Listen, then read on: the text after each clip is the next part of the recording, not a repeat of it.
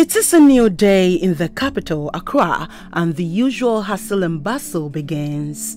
It is the battle of the fittest. Everyone is going about their business for the day to survive.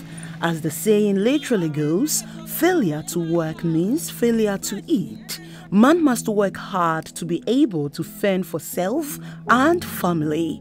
In my survival instinct, I set out in my quest to shine the light on others, especially the marginalized and socially excluded in society. My sharp camera lenses finally chanced on these young and hardworking individuals at a washing bay in Accra, doing an amazing job with their craft.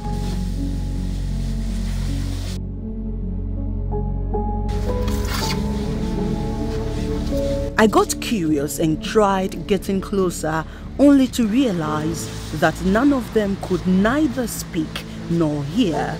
In short, I found out that these energetic young men were all suffering from speech and hearing impairment. My interest in them heightened, looking at the hard work and expertise they displayed in making their clients satisfied.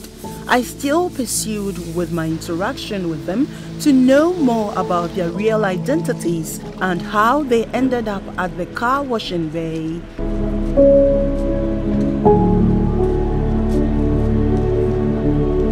Unfortunately, the huge communication barrier between us was screaming at me, but that did not deter me from telling their unique story of hope and determination. Interestingly, they were all using sign language to respond to me, but I just could not make meaning to any of the signs.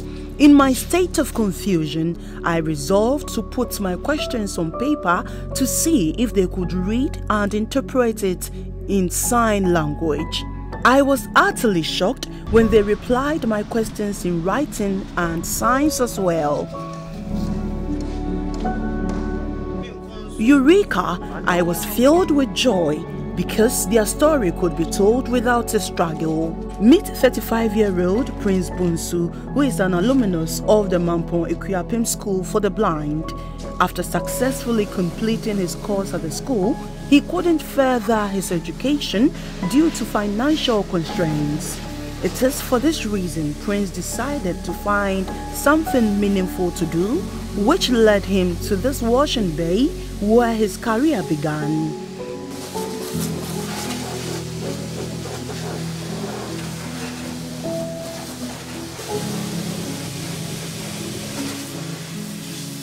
Prince has been working here at the bay for the past 3 years. According to him, working at the car washing bay has been fulfilling, but he hopes to see better days in years to come. It has been 7 years on the job for Enoch Freeman. This 29-year-old recounts how many employers had taken advantage of him until he finally got this job here at the washing bay. According to Freeman, his quest to further his education to the university level was thwarted due to inadequate funding, but he is willing to put in extra work to enable him to save some money to pursue higher education.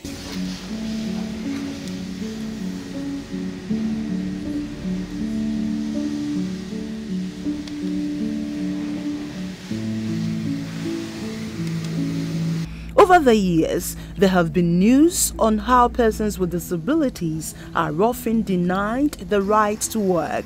Most organizations and businesses close their doors to persons with disability simply because they think they are inefficient. So, after my encounter with Prince and Freeman, I decided to find out the face behind the washing bay, putting smiles on the faces of persons with disability.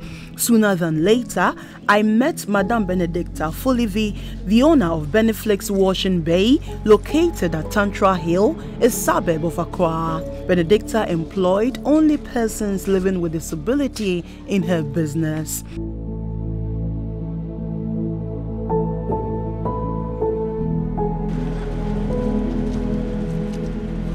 Benedicta tells me starting a washing bay business was not part of her plans. She settled on this business after all her efforts in securing a decent job for many years failed. After many years of being unemployed, she finally settled on starting a car washing business even without the expertise. Benedicta narrates her story. I wanted something that I could do to put smiles on people's faces, and car washing bay came into mind. And when I chanced on this car washing bay business, I didn't just start. I got closer to a family in Alaju, Auntie Grace and the husband, Overflow Car Washing Bay. They took me in like a daughter and trained me on the job. I went there every morning, spent my whole day with them, learned how to handle the machines and see the faults and things that they sorted out, their daily routine. I was with them for like a month. I really learned on the job before finally the man supported me to put my own together. Just like any other business, Benedicta's beginnings were quite challenging. She revealed how her first abled employees nearly collapsed her business, but she kept her focus on making the business successful until her path crossed with two individuals with speech and hearing impairment. Even though employing persons with disability was not planned from the initial stages, Benedicta has no regrets working with them. One day I was sitting down and two gentlemen walked in, greeted me like this and did this sign. Well, I was taken aback and I was like, wait, but I still welcomed them and I asked them to sit down. I realized they couldn't speak. Then they looked at me and asked me to give them a pen and a paper. So I quickly got a pen and a paper and they wrote on it that they want to work. And I also asked them if they know how to wash the car. They said yes. So I quickly drove my car there for them to demonstrate, since then I didn't know any other way of handling them. So these guys washed my car excellently. So I asked them, when would they like to start working? And they said, now. One would wonder how she communicates with her employees without any form of training on sign language interpretation. We communicate through gestures, through signing, through eye contact, and also when it gets tough, we get the pen and the paper. Though the washing bay business is very competitive within the enclave Benedicta operates, she has been successful in this venture. I've got lots of competitors in the neighborhood. We've got lots of washing bays, but you'll be surprised how far somebody will travel just to come and support this good cause. And I'm so grateful. Every day you get somebody telling you, God bless you for using the special guys. You get somebody coming and, oh sis, how did you get this initiative? I mean, how did you? And well done, God bless you. And to me, that is priceless. She explained that employing these disabled individuals has been a blessing and never a curse. This was a young lady who didn't really know her left from right, who has just started a business, and I had a vision. I needed people who shared my passion, who shared my vision to get to where I wanted to go. These guys come in with so much positive energy. They will come to work, stand at the entrance, signal every car passing to enter for their cars to be washed. And any car that came in went out with smiles on their faces, just like I'd wished for. Benedicta Fulivi agrees with the saying that disability is not inability. According to her, persons with disability with a little bit of support can match up to their abled counterparts. To secure the future of her workers, Benedicta has put in place some measures to cushion them in life. I promised them I was going to leave this place absolutely for them, with the people with hearing and speech impairments. So that was an assurance I did to them, and I promised God. And I think I've lived up to it this past 6 years. It's just been them, and maybe once in a while, one able guy, when I see he's in need. Secondly, I've managed to put up a little sleeping area for them. So they've got accommodation, I pay their utility bills, and once in a while I do cook for them because we're living here like family. And I've also encouraged them to open bank accounts. Benedicta spoke about her challenges. Well, we've had a few challenges when somebody visits us for the first time. If maybe you get 10 people in a day, maybe 7 will be, oh, nice, you've engaged people with disability. God bless you. But you get 1 or 2 people who are like, oh, I can't communicate with them. You know, it's not everybody who, you know. So you quickly have to intervene and calm the person down and encourage the person to accept them and also learn how to sign so we can integrate them into society. And also because of their hearing impairment, in times of emergency, maybe you want to signal him there's danger. It's either you wave till he sees you, or you throw something ahead of him to prompt him, or maybe if there's someone standing around him, you quickly signal the person. So that's a little challenge we have. It was evident how Benedicta's unique way of communicating with her differently abled workers have gradually caught up with her clients. Some of them spoke on how they acquired a little knowledge in sign language to interact with these gentlemen anytime they visit the bay to give their car a treat. The first I was like, what's this? You are talking to them, nobody's responding. I went to Benny and I asked, I said, oh, these are disabled people. I was like, oh, wow. Very impressed with what she was doing. So I was like, oh, fine, then I'll be coming here every day. But if somebody can have this vision of employing disabled people, then she needs to be encouraged. That's why I always come here every day. They are very good people and they take their time to do everything for you. And I think I recommend all the people around not to neglect them because they find it difficult that these people cannot talk. How am I going to communicate with them? You know, there are a lot of people, because you cannot speak, it's difficult for them to tell you that do this for me because they don't understand, you also don't understand them. But I think they are very good people and we need to associate ourselves with them so that it can also motivate them. When I saw the lady and then using the signs, and I said, they are less privileged and yet she has employed them. So I was really, really happy. And ever since, I didn't stop coming here. I'm coming all the way from Taifa to this place. We have a lot of car washing bay over there, but because they are less privileged, they need to work. They need to have something in their pockets. They need to get going.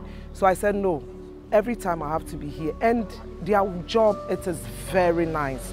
You will put something in the car and they will not even take a pin. The right to work or employment is essential for one to become a full and equal member of society. It applies to everyone, regardless of his or her disability status. The right to work is guaranteed under Article 23 of the Universal Declaration of Human Rights. Disability is no respecter of persons. It can befall anyone, no matter their status in society.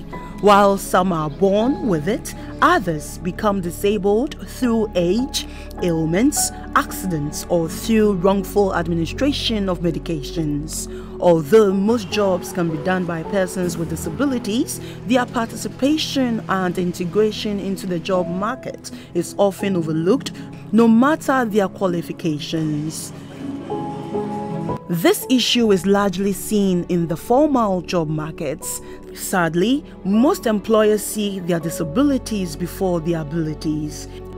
In finding answers to how this huge unemployment gap among persons with disabilities can be bridged, I met with a labor dispute resolution expert and CEO, Game & Game Group, Mr. Austin Game. when we were writing the labor law, it created a huge space for them. From sections 45 to 50, 53, thereabout, it's all about PWs. It is now up to employers and the unions and all employers in particular, and here employment would include government, to ensure that policies are properly and strategically tailored to meet the requirements as specified in the law, and also as a way of ensuring that their vulnerability do not make them become worse off. Ghana passed its Persons with Disability Act in 2006, Act 715, and later adopted and ratified the UN Convention on the Rights of PWDs to protect and guarantee the rights of persons with disabilities. The Labour Act 2003, Act 651, the National Employment Policy 2015, among others, were passed to cushion persons with disabilities when it comes to employment. With all these rafts of legislations, the situation of PWDs grows worse by the day. Unemployment rate is high, leading to increasing poverty among persons with disability. Unemployment means if you are a parent, you cannot take very good care of your children. High unemployment means people have to take to the streets to beg. High unemployment means sometimes there will be friction between you and your family or your parents. For example, if your family or your parents or even a sponsor has spent a lot on you for education, thinking that when you complete, you also get something doing. And then you complete and you come back to stay at home. That brings a lot of troubles. And unemployment also means that you become still dependent, although you are adult. So it affects persons with disability in different forms and shapes.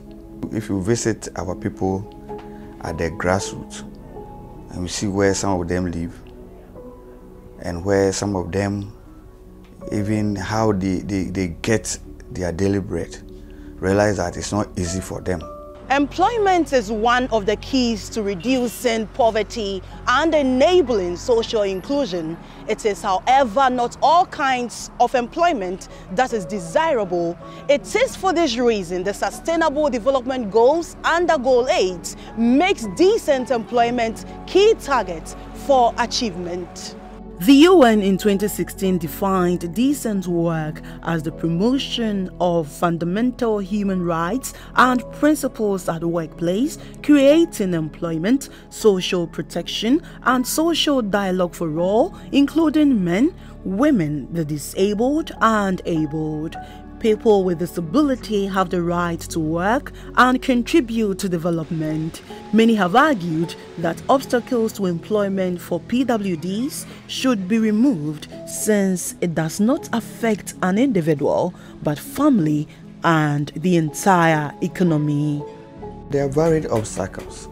First of all, we'll talk about sometimes the kind of training that PWDs receive.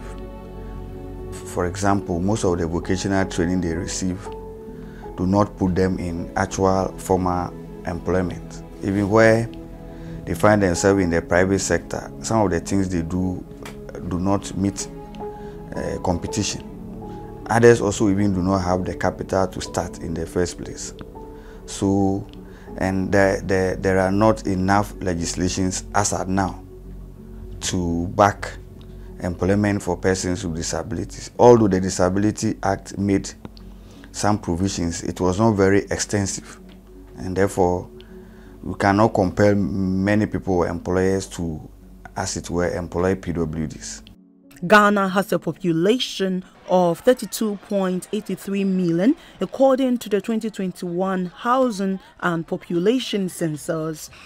Out of this figure, persons with disabilities constitute 8%, which represents 2,098,138. The United Nations estimates that about 80% to 90% of PWDs of working age in developing countries are unemployed.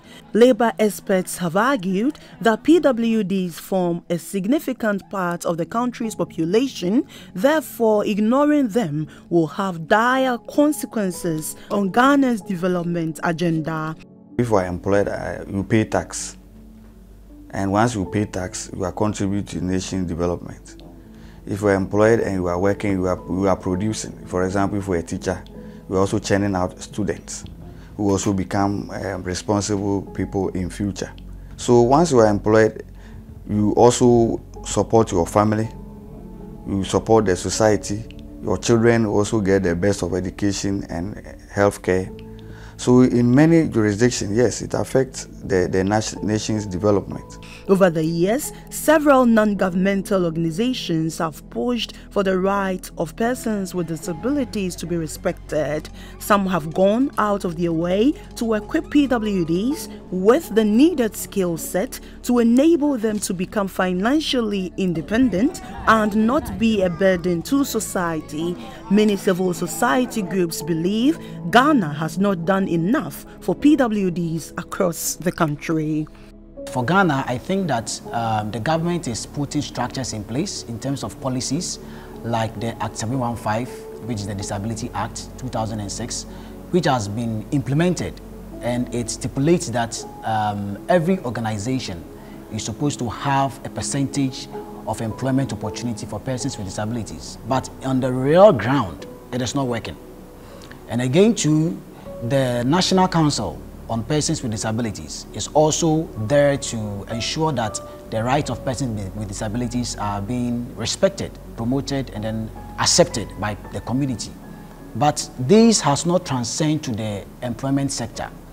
And when you ask a lot of people, they will tell you that, look, I am a graduate, but I have no employment. There are calls for government to partner with the private sector, traditional authorities, and civil society groups to come out with tailor-made employment opportunities for persons with disabilities. The government has a crucial role to play in the employment for persons with disabilities. However, civil societies also have a role to play, especially when there is a collaborative effort from the perspective of the NGOs, that is social organizations, and then the government sector. When they come together, they form a strong body to render or to give opportunities for persons with disabilities. The Ghana Federation, the Council, and the government and other stakeholders are coming out with what we call employment equity policy, which seeks to streamline employment for PWDs. Among other things, it seeks to give incentives to employers who want to employ PWDs and many other good conditions, the physical environment, the work environment, and other things that will make employing PWDs very attractive. A member of Parliament for Agoti-Mezuopi, Mr. Charles Agbeve, is of the view that PWDs must be commended for their efforts in making sure their voices are heard. He said, even though government has made some provisions for PWDs, there is still more to be done. Persons living with disability have done a lot themselves. I must commend them and their association and leadership.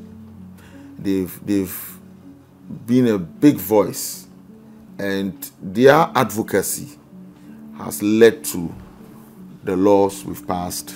Their advocacy have led to the change of the directions we are seeing now. In fact, their inputs made it possible for us to have a certain percentage of the District Assembly Common Fund ceded to them to be used for their own empowerment. But I think we still have a lot more to do, because what we need to do is to look at the law again. Are the things that we have said in the law and the things that we say we should do, are they being done? Implementation is becoming a challenge. And you know, implementation goes with cost. And so if it's not being done, what should we do? Should we say because it's expensive and they don't have the money to do it, so we should leave it? No, I don't think so. According to disability experts, the existing laws on disability rights must be strengthened and enforced at all levels. This, they believe, will instill discipline and ensure employers comply with the law. The law needs to start biting. That's the first thing. And it must start from the executive. So that if you are to build a house and make it disability friendly, so that they can access the building, and you are not doing it, well, the sanctions must apply. And when people see that they are going to be sanctioned, then they would immediately take charge and make sure things are done right. Enforceability is questionable, and the labor inspection people who can go around and do this sort of things, and other related agencies, do not even have the capacity fully to be able to do it. I don't even know whether some of them know the extent of the law, as it were. So yes, I expect that the legislative instrument 1833, if you like, LI 1833, should be properly captured in a manner or strengthened to enable the application of this part of the law to be made easy. Even though there are provisions within the law to give some incentives to employers who have given opportunities to PWDs, most employers have failed to take advantage of this. The question remains, are these incentives accessible and within reach? One of the things that we can do to ensure that there is job availability for them is if the government try to, cushion the NGOs and other private organizations in a way that maybe there is tax subsidies, there is a tax cut out, there are certain things that they can gain from the government perspective. Then in that case, there will be room for persons with disabilities when they need jobs.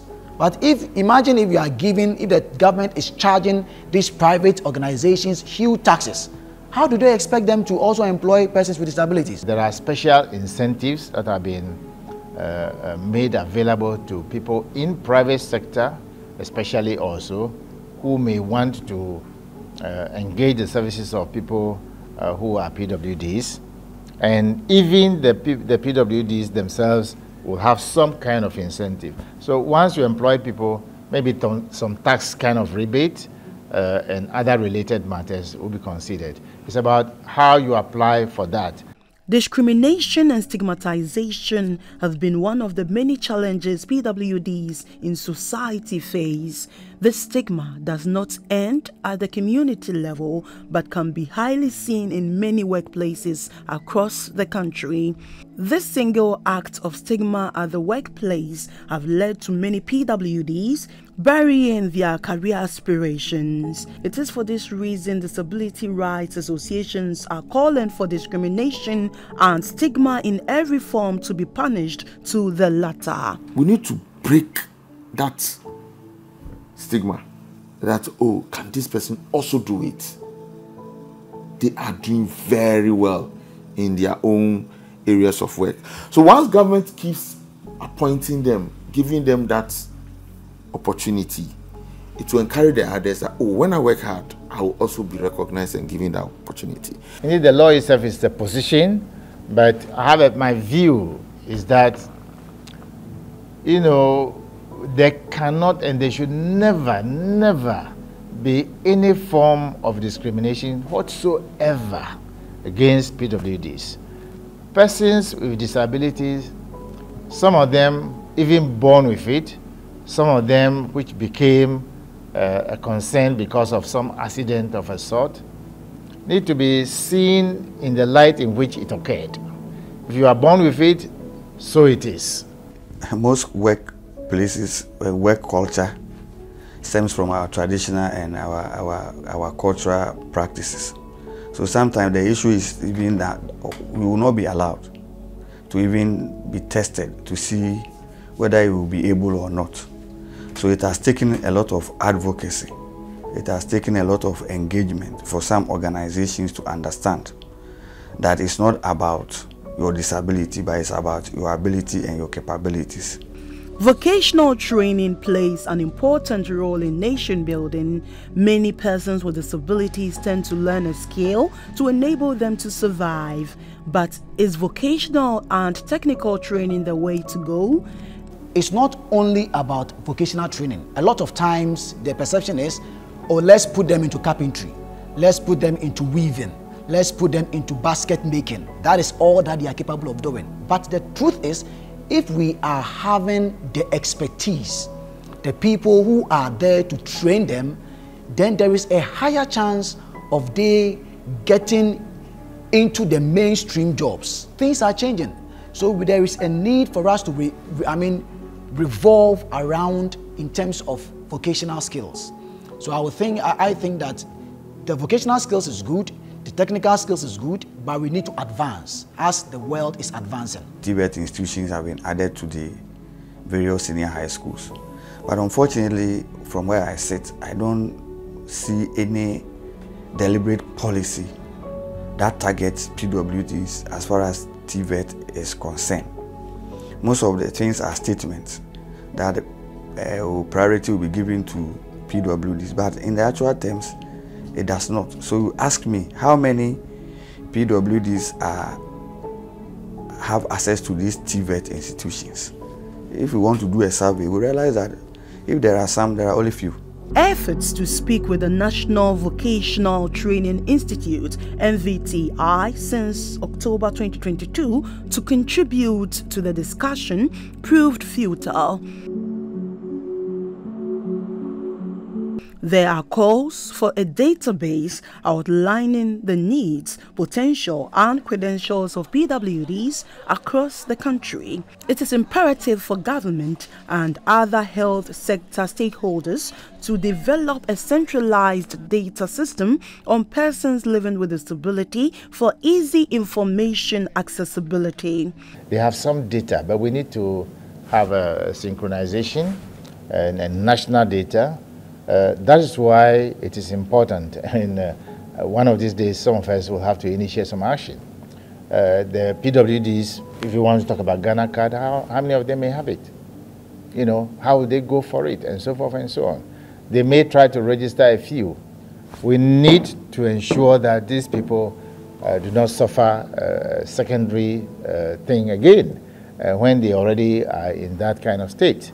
So it is compulsory nationally. Everybody, both able and disabled people, must have this card. If we have the card, it is easy for us to have a national database immediately. Our brothers and sisters who are persons living with disability should be bold. They shouldn't feel shy. They should come out. The field is plain. Nobody will discriminate against them. I encourage them to do what they do best. They are unique in their own way, and they have unique things they do we can do. And once they are able to identify it, they excel. Let's market and sell them in that respect. Mr. Nathaniel Anda touched on the various ways the standards of living for PWDs can be improved. So far as there is an accessibility for public places, if they have room for inclusive development avenues, they have places where they can go without any barrier. That is the first call of point. Well, that is the starting point of we changing their standard of living. Secondly, is also ensuring that they have access to adequate healthcare services. Another thing that we can also do is transportation. Our transportation here is really, really bad, very bad.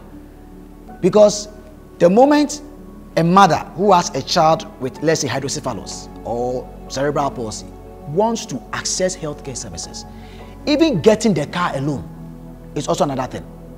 Stigma, discrimination is what is the order of the day. And that is something that we have to rule out. So if we want to change the standard of living for persons with disabilities, then we have to ensure that there is adequate access to healthcare services. And not only that, we are also looking at employment.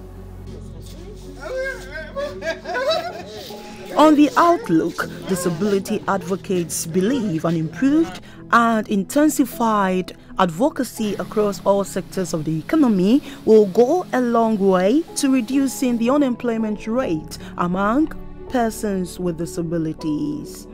I see more of them advancing in education.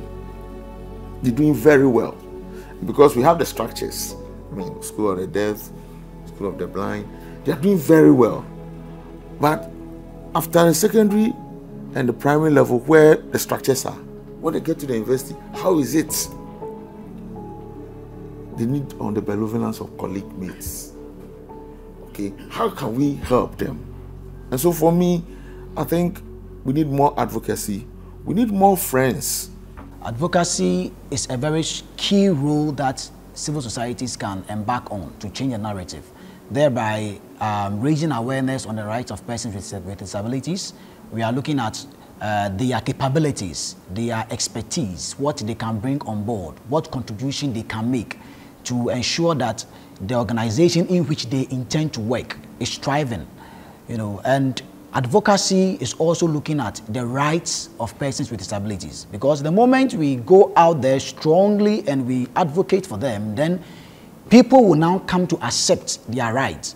Under Article 29 of the 1992 Constitution, persons with disabilities are guaranteed protection against all exploitation and treatment of a discriminatory, abusive, or degrading nature. Provision is also made for special incentives to be given to PWDs engaged in business and to business organizations that employ PWDs in significant numbers.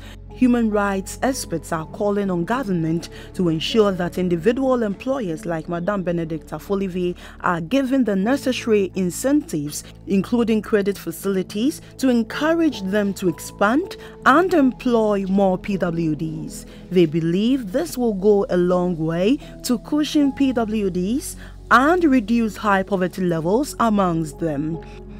There are also calls for the existing laws protecting the rights and the welfare of PWDs in Ghana are enforced to the latter.